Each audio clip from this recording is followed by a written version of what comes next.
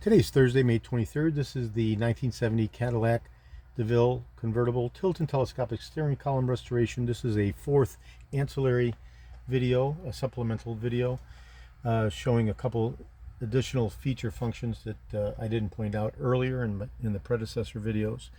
I want to do 3 additional tests to depict the buzzer switch that is initiated by the insertion of the key.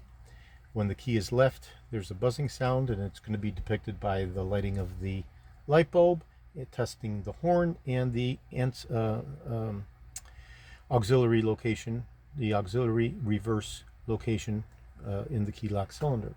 So I'm going to first test the horn, and I've got the unit connected to power over here for the feed, and in the front cavity of the head we have the isolator, this plastic isolator that prevents the horn from blowing constantly and only blows when you depress the horn pad, and 3 copper-like connectors. And I'm going to go ahead and touch the connector over here, and we'll be looking for the light bulb over here to come on as soon as I touch the connection. So I touch the connection and the light bulb comes on.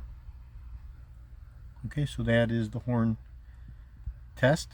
That is facilitated through the horn pad and a very large conical shaped spring that expands and contracts in concert with the 3.5-inch travel of the telescopic neck. So that's how electrical continuity is delivered to these 3 contact points, and the light bulb comes on when you press the horn pad. And this test demonstrates that. Okay, so now I'm going to go ahead and test the buzzer switch. The buzzer switch will be depicted by the light bulb coming on when I insert the key. The majority of the aftermarket key lock cylinders fail in doing this test. So I'm going to go ahead and insert the key, and the light bulb comes on. Take the key out, the light bulb goes off. If you're driving the car and you forget your key in the ignition, you'll hear a buzzer switch, and that will alert you and prompt you to remove your key and take it and put it in your pocket and not lock yourself out of the car. In 1970, the ignition and the front door locks used the same rectangular head key.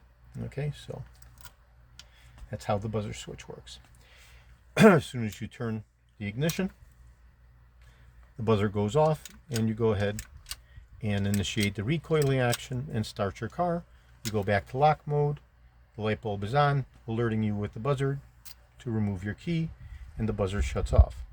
The final thing that I want to test is the auxiliary positioning. In the third functional validation test video that preceded this supplemental video, I showed what the key lock cylinder looks like and how the auxiliary reverse rotation fails in the aftermarket key lock cylinders. And this is how the position is done. You push in and go backwards, and this provides electrical power for your radio and other functions in the car. So if you want to park your car and turn on the radio, you can reverse the rotation of the key lock cylinder by pushing it in and going backwards into the auxiliary position beyond the lock position. Okay, because this is the lock position here. We're beyond the lock position. We're in the auxiliary mode.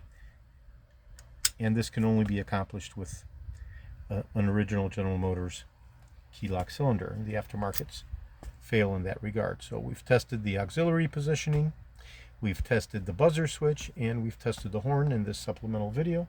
This is George in Florida. I have over 375,000 original vintage parts from 1959 through 1976 overall. I'm best known for my restoration of the Cadillac steering wheels, the tilt and telescopic steering columns, the power seat mechanisms, the instrument clusters, and other critical, hard-to-source, original vintage Cadillac items. Today is Thursday, May 23rd. Thank you very kindly.